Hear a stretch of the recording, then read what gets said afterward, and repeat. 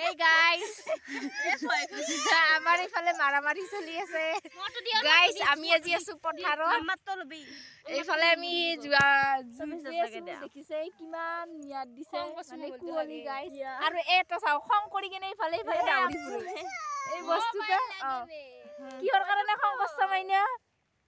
হাই বুলি কৈ দি কিহৰ কাৰণে মোবাইল লাগে মোবাইল হাই